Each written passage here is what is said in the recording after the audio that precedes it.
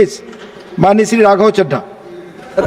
Sir अक्सर देखा जाता है कि जब वित्त मंत्री जी बजट पेश करती हैं अक्सर देखा जाता है जब वित्त मंत्री बजट पेश करती हैं तो रूलिंग कोalition के जो एमपीज़ हैं जो ट्रेजरी बेंचेस पर बैठते हैं वो सरकार की तारीफ करते हैं और कहते हैं कि इससे भारतीय अर्थव्यवस्था में क्रांति आ जाएगी इस बजट से, और विपक्ष में जो बैठे हैं वो अक्सर निंदा करते हैं, कहते हैं किसान की कमर तोड़ दी, बहुत महंगाई हो गई, अमीर और अमीर हो रहा है, गरीब और गरीब हो रहा है।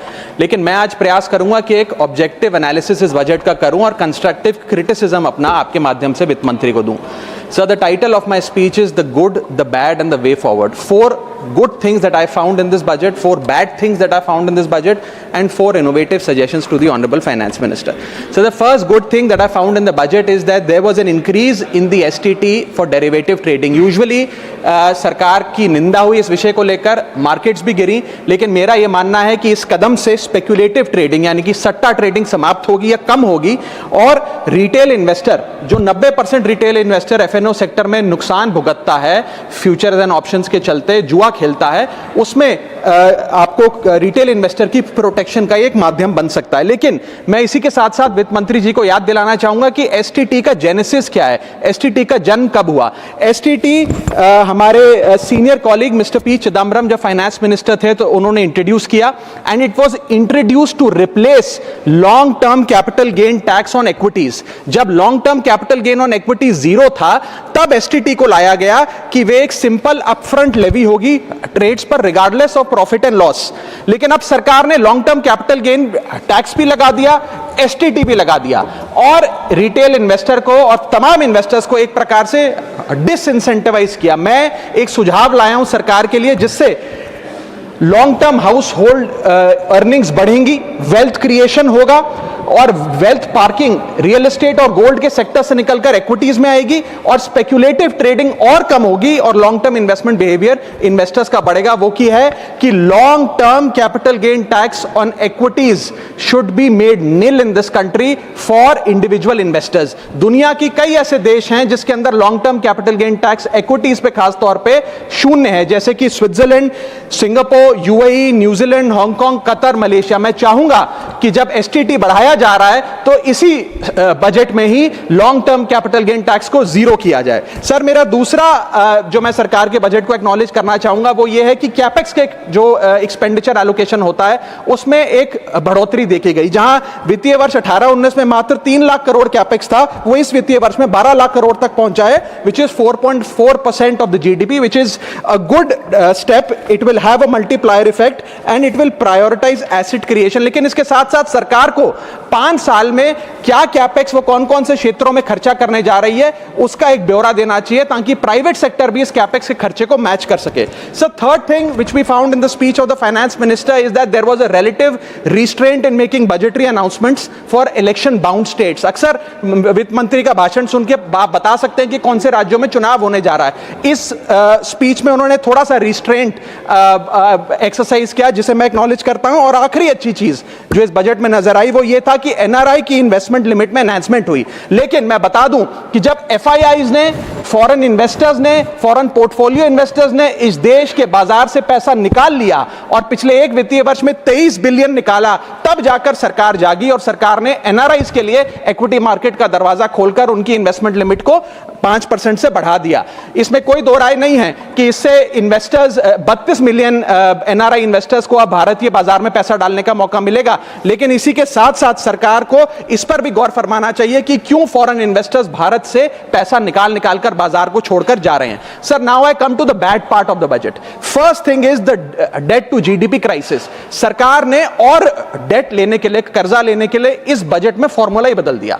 पहले सरकार डेट जब लेती थी तो ओल्ड एफआरबीएम रूल्स के तहत 3% ऑफ जीडीपी तक का फ्रेश डेट लेती थी।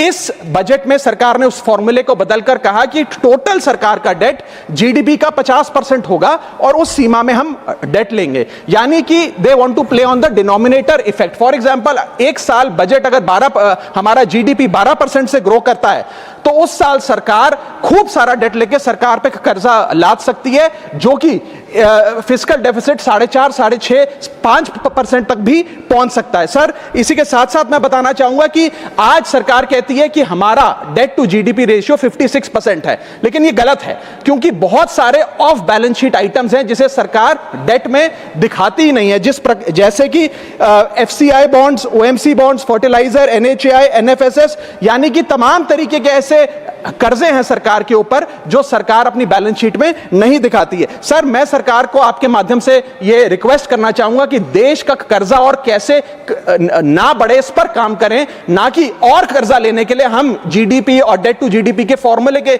रेशियोज बदलकर और पैसा कर्जे पे ब्याज पर लेने का प्रयास करें। सर, दूसरी दिक्कत जो इस बजट में नजर आई वो ये थी कि इनकम टैक्स स्लैब में चेंज नहीं हुआ। सर, हर साल देश का आम आदमी जब वित्त मंत्री जी की बजट की स्पीच सुनता है तो वो इसलिए नहीं सुनता कि पीएलआई की क्या इन्वेस्टमेंट होगी, कौन सा कॉरिडोर बन रहा है। देश का आम आदमी, सैलरीड क्लास, इसलिए बजट की स्पीच सुनता है कि उसके अंदर स्लैब में कोई रिविजन होगा, क्या हमारी स्टैंडर्ड डिडक्शन की जो हमें डिडक्शन मिलती है वो बढ़ेगी। लेकिन इस बार बजट में देश का आम आदमी और खास तौर पर देश का मिडिल क्लास डिसअपॉइंट हुआ। पहले ही there has been a stagnation in the salaries, inflation 6.8% पे खड़ा है, लेकिन उसके बावजूद हमने इस बार कोई स्लैब में या स्टैंडर्ड डिडक्शन में चेंज नहीं देखा। मैं आपके माध्यम से वित्त मंत्री जी को रिक्वेस्ट करना चाहूंगा कि आप इसी बजट में अनाउंसमेंट करें कि स्टैंडर्ड डिडक्शन जो 75,000 रुपए है उसे बढ़ाकर सैलरीड क्लास के लिए 1.5 लाख रुपए किया जाए। Sir, third problem that was there with the budget is that there was no relief for the middle class. Sir, after a very long time in India's history the personal income tax collection was more than the corporate income tax collection, यानी कि individuals ने जो income tax भरा वो लगभग 11 लाख करोड़ के आसपास भरा, और कंपनियों ने, कॉर्पोरेट ने जो इनकम टैक्स भरा वो लगभग 9.8 लाख करोड़, यानी कि मैक्सिमम टैक्स आपको इंडिविजुअल्स के इनकम टैक्स से मिल रहा है। आप मिडिल क्लास वो टैक्स भर रहा है। आज वो दौर आ गया है कि हम मिडिल क्लास को अपलिफ्ट करें, मिडिल क्लास को पैम्पर करें, नहीं तो मिडिल क्लास एक सैंडविच की तरह रिच क्लास और पुअर क्लास में दबता चला जा रहा है। सर, राइजिंग कॉस्ट प्रेशर्स के चलते पिछले वित्तीय वर्ष में मिडिल क्लास ने देखा कि उसके एजुकेशन के खर्चे में 8% की बढ़ोतरी हुई, हेल्थ केयर 9% से महंगा हुआ, रेंट 7% से, फूड 6% से, ट्रांसपोर्ट 5% से। मेरा रिक्वेस्ट यह है माननीय फाइनेंस मिनिस्टर से कि वो इनकम टैक्स में रियायत देकर या तो मिडिल क्लास को कोई रिलीफ दें, और अगर इनकम टैक्स में रियायत नहीं दे सकती हैं तो उसकी सेविंग्स और इन्वेस्टमेंट्स पे उसको बेनिफिट दें, उसे इंसेंटिव्स दें कि वो ज्यादा बचत करे, ज्यादा वेल्थ क्रिएशन कर पाए। Sir, fourth problem in this budget that I found was the budgetary allocation to health, which is low and which certainly needs a relook. Sir, आज हमने अपने टोटल गवर्नमेंट एक्सपेंडिचर का 2% हेल्थ को allocate किया है, लगभग 1 लाख करोड़ के आसपास। नेशनल हेल्थ पॉलिसी 2017 बताती है सर, और सरकार का ये अपना ऑब्जेक्टिव रहा है, गोल रहा है, that spending on public health should be 2.5% of GDP. आज हम 2026 में खड़े हैं, हमारी पब्लिक हेल्थ पे स्पेंडिंग मात्र 0.5% ऑफ जीडीपी। हम अपने लक्ष्य से कोसों मील दूर हैं। जहां यूएस में 18% ऑफ जीडीपी हेल्थ केयर पे खर्च होता है, यूके में 12%, जर्मनी में 13%, स्वीडन में, नेदरलैंड में, डेनमार्क में, जापान में, स्पेन में 10% ऑफ जीडीपी खर्च होता है, क्योंकि वो देश जानते हैं कि जान है तो जहान है। लेकिन हमारे देश में मात्र 0.5% ऑफ जीडीपी हम अपने हेल्थ पे खर्च करते हैं, और इसके चलते आलम यह है कि सरकारी अस्पताल में अगर आप चले जाइए, which is called the backbone of India's health care, वहां पर आपको पुरानी जर्जर बिल्डिंग मिलेंगी, मैसिवली अंडरस्टाफ्ड हॉस्पिटल मिलेगा, ओवरवर्क डॉक्टर मिलेंगे, पॉपुलेशन के हिसाब से बेड नहीं मिलेगा, जांच के लिए मशीनें नहीं हैं, दवाइयों की कमी है, और अगर इलाज की, ऑपरेशन की डेट मिल भी जाए तो वो डेट इतनी दूर होती है तब तक मरीज चल बसता है। Sir, the reality is that covid made us realise, and it was a wake up call for India's public health infrastructure, and I want to ask the house today, are we prepared, God forbid, if there were to be another pandemic or another big sort of raging pandemic in this country? And the answer to that is no. और private अस्पतालों की sir हालात ये हैं कि अगर आज आपको प्राइवेट अस्पताल में इलाज करना पड़े तो आपको लोन लेना पड़ता है, अपने घर के गहने, अपना रियल एस्टेट एसेट बेचकर पता नहीं कितने हजारों लाखों लोग हर साल भारत में गरीबी रेखा के नीचे चले जाते हैं, क्योंकि उन्हें एक हेल्थ इमरजेंसी के चलते प्राइवेट अस्पताल में इलाज कराना पड़ता है। सर, जैसे वन नेशन वन इलेक्शन इस देश में लागू किया जा रहा है, वन नेशन वन टैक्स की ओर हम बढ़ रहे हैं, वैसे ही one nation one medical treatment की ओर बढ़ना चाहिए। सबको नंबर 1 मेडिकल ट्रीटमेंट देश में मिले, ऐसी व्यवस्था बननी चाहिए। सर, मेरे 4 सुझाव जो आपके माध्यम से मैं वित्त मंत्री को देना चाहूंगा। पहला सुझाव है, put all land and property records of India on blockchain. एक blockchain based land registry ledger बनाइए। पहले 10 मेजर राज्यों शहरों से शुरू करिए, महानगरों से और टियर 2 सिटीज से, जिस लेजर में, जिस ब्लॉकचेन लेजर में हर रिकॉर्ड, हर सेल, हर म्यूटेशन, हर इनहेरिटेंस को एक डिजिटल रिकॉर्ड बुक में डाला जाएगा, जो एक ब्लॉकचेन लेजर होगा, जो टाइम स्टैम्प्ड होगा, टेम्पर प्रूफ होगा, 100% ट्रांसपेरेंट होगा और रियल टाइम प्रॉपर्टी ट्रैकिंग आप उससे कर सकेंगे, जिसके चलते इंस्टेंट टाइटल वेरिफिकेशन होगा। आज सर हमारा जो रियल एस्टेट का लैंड एंड प्रॉपर्टी रिकॉर्ड का जो बाजार है उसमें अटर कियोस है। कियोस इसलिए है कि लोगों को रजिस्ट्रार के दफ्तर के बाद धक्के लग रहे हैं, दलालों ने उन अफसरों पे पूरी तरीके से कब्जा किया हुआ है, प्रॉपर्टी टैक्स में चोरी होती है, सर्कल रेट को एक्सप्लॉइट करके कैश में प्रॉपर्टियां खरीदी जाती हैं, फर्जी कागज, कब्जे, टाइटल डिस्प्यूट, न जाने क्या क्या चल रहा है, जिसके चलते आज 66% of India civil disputes are land disputes, 45% of properties lack clear title in India. India ranks 133 out of 190 in property registration efficiency.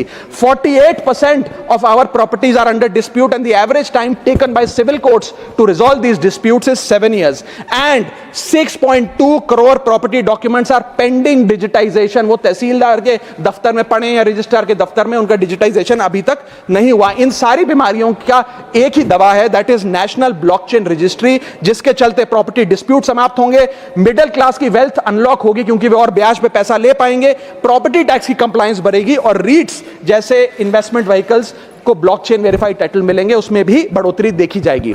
इसी के साथ साथ सर दुनिया के कई देशों ने इसे लागू कर दिया है। स्वीडन में यह लागू है, जहां पर एक दिन में आप प्रॉपर्टी का ट्रांजैक्शन कंप्लीट कर सकते हैं, वहां डिस्प्यूट रेट 2% है। जॉर्जिया में है, जहां 3 दिन में प्रॉपर्टी का ट्रांजैक्शन खत्म हो जाता है, डिस्प्यूट रेट 1% है। और यूएई में है, जहां 10 मिनट में आप अपनी प्रॉपर्टी खरीद बेच सकते हैं, वहां डिस्प्यूट रेट 1% से भी नीचे। और वहां हिंदुस्तान में प्रॉपर्टी बेचनी हो तो 2 से 6 महीने लगते हैं और 48% डिस्प्यूट रेट है। सर मेरा दूसरा सुझाव है inflation linked salary revision act. Bharat में वेजेस को इंडेक्स करिए महंगाई से। वित्तीय वर्ष 18 से लेकर वित्तीय वर्ष 26 में हमने देखा कि real wages for the salaried class में 16% की गिरावट आई। ये गिरावट का मतलब इन सालों में जितनी महंगाई थी, जिस स्तर पे महंगाई बढ़ी उस स्तर पे वेजेस नहीं बढ़ी, जिसके चलते 16% की गिरावट रियल वेजेस में देखी गई। इसीलिए mandatory wage indexation formula is the need of the hour and the government must look at it. इसके चलते तमाम फॉर्मल सेक्टर्स में, corporate, shops, factories, gig workers, सबको इन्फ्लेशन इंडेक्स वेज हाइक मिलेगा। और सरकार के मुलाजिम को तो मिलता ही है, हर साल डियरनेस अलाउंस मिलता है, उसके बाद आप हर कुछ सालों में पे कमीशन लागू होता है। इससे आप 20 करोड़ आबादी, which is 45% of India's total workforce, आप उसे एड्रेस कर पाएंगे। सर इसी के साथ साथ मैं बताना चाहता हूं कि दुनिया के कई देशों में यह पहले से ही लागू है। यूएस के अंदर COLA, cost of living adjustment system लागू है, जिसके अंदर एनुअल और ऑटोमेटिक रिवीजन होता है।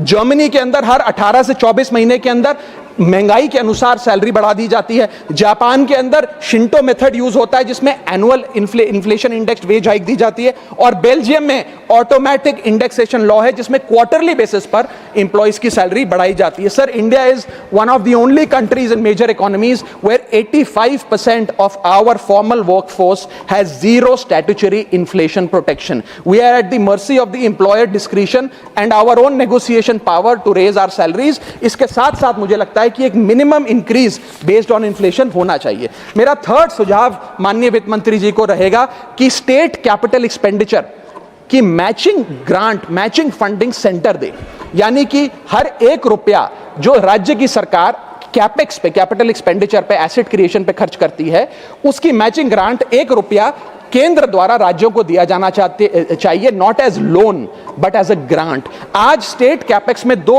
बॉटलनेक्स है। पहला बॉटलनेक है बोरोइंग कैप, यानी कि कोई भी राज्य अपने स्टेट जीडीपी से 3% से ज्यादा ब्याज पर पैसा नहीं ले सकता, वो कैपेक्स पे नहीं खर्च करता, वो तमाम तरीके के ऑपरेशनल खर्चे करता है। और सेकंड प्रॉब्लम है कि अगर केंद्र सरकार पैसा देती भी है राज्यों को कैपेक्स के लिए, वो लोन की सूरत में देती है और कंडीशनल लोन की किस एसेट पे कितना खर्च होगा, एक कंडीशनल लोन दिया जाता है। मेरा सुझाव है that replace this loan with conditions given by the centre to grant with trust, grant based on trust, by the centre. Sir centre को आने वाले 5 वर्षों के लिए 1.5 लाख करोड़ आवंटित करना चाहिए, not as loan but as these capex grants, ताकि राज्यों में सड़कें बने, इरिगेशन नेटवर्क बने, लोकल पावर इंफ्रास्ट्रक्चर बने, ड्रिंकिंग वाटर सैनिटेशन हो और अर्बन इंफ्रास्ट्रक्चर में एसेट क्रिएशन, एसेट फॉर्मेशन किया जाए। As not as loan, not on interest, not with principal and with no conditionality. अगर ऐसा होता है तो सबसे पहले तो स्टेट की बैलेंस शीट में this grant will not sit as debt, state की बैलेंस शीट सुंदर होगी, बेहतर होगी। दूसरा, खुलकर राज्य कैपेक्स पर खर्च कर पाएंगे। Third, it will be a high growth and a high job creator, एक ग्रोथ मल्टीप्लायर और जॉब क्रिएटर के तौर पे इसका इस्तेमाल होगा, क्योंकि हर 1 रुपया जो आप कैपेक्स पे खर्च करते हैं उससे भारत का जीडीपी 2 से 3 रुपए बढ़ता है in a span of 3 to 5 years। Cooperative federalism मजबूत होगा और साथ ही साथ states will become builders and not borrowers in the eyes of the centre. Sir मेरा चौथा सुझाव जो माननीय वित्त मंत्री जी के लिए है वो ये है कि legalise virtual digital assets as an asset class. India में अभी सर वैसे ही डी फैक्टो लीगलाइज टैक्सेशन है वर्चुअल डिजिटल एसेट्स, यानी कि crypto currency, stable coin etcetera, क्योंकि अगर उनकी खरीद बेच पर कोई मुनाफा होता है तो 30% फ्लैट इनकम टैक्स लगता है और 1% ट्रांजैक्शन टैक्स जो अपनी वस्तु बेच रहा है उसे सरकार को जमा कराना पड़ता है। But they are somehow not recognised as an asset class. VDS जो वर्चुअल डिजिटल एसेट्स है, इन्हें एक एसेट क्लास का दर्जा नहीं दिया गया, जिसके चलते कोई डेडिकेटेड लाइसेंसिंग लॉ नहीं है, कोई क्लियर कंज्यूमर या इन्वेस्टर प्रोटेक्शन कानून नहीं है, एएमएल कानून यानी कि एंटी मनी लॉन्ड्रिंग गाइडलाइंस और डायरेक्शंस इस एसेट क्लास के लिए नहीं है, and there is of course no explicit legal classification. As a result what has happened is that 4.8 lakh crore trade in this virtual digital assets has moved offshore. Bharat के बाहर निकलकर वो अन्य देशों में, दुबई, सिंगापुर, मलेशिया और अन्य देशों में इसका ट्रेड हो रहा है जो भारतीय कर रहे हैं। Second thing that has happened is that 73% of India's crypto trading volume in financial year 25 has moved to offshore exchanges. What has further happened is that 180 virtual digital asset startups have moved to countries like Dubai and Singapore, and as a result जो देश, भारत देश के 12 करोड़ ऐसे लोग हैं जो इन virtual digital assets में, crypto में, आरडब्ल्यूए यानी कि रियल वर्ल्ड एसेट में, स्टेबल कॉइन में इन्वेस्ट करना चाहते हैं, वो ऑफशोर जाकर इन्वेस्ट कर रहे हैं। जरूरत है कि हम कंप्लायंस हिंदुस्तान में लागू करें, उसे हेविली रेगुलेट करें, लेकिन उसे ऑनशोर लाएं। इसके चलते अगर ऐसा होता है तो सरकार के खजाने में 15 से 20 हजार करोड़ रुपए का इजाफा होगा, उन्हें उतना टैक्स मिलेगा। और इसी के साथ साथ मैं सरकार को कहना चाहता हूं that we currently tax these virtual digital assets as if they are legal, but we regulate them as if they are illegal. मेरा सुझाव है कि इसे heavily regulate करिए, रिंग फेंस करिए इस इकोसिस्टम को, AML गाइडलाइंस यानी कि एंटी मनी लॉन्ड्रिंग कानून और मजबूत करिए, लेकिन prohibition is not protection, regulation is protection. Thank you so much, sir. Thank you. धन्यवाद माननीय राघव चड्ढा जी।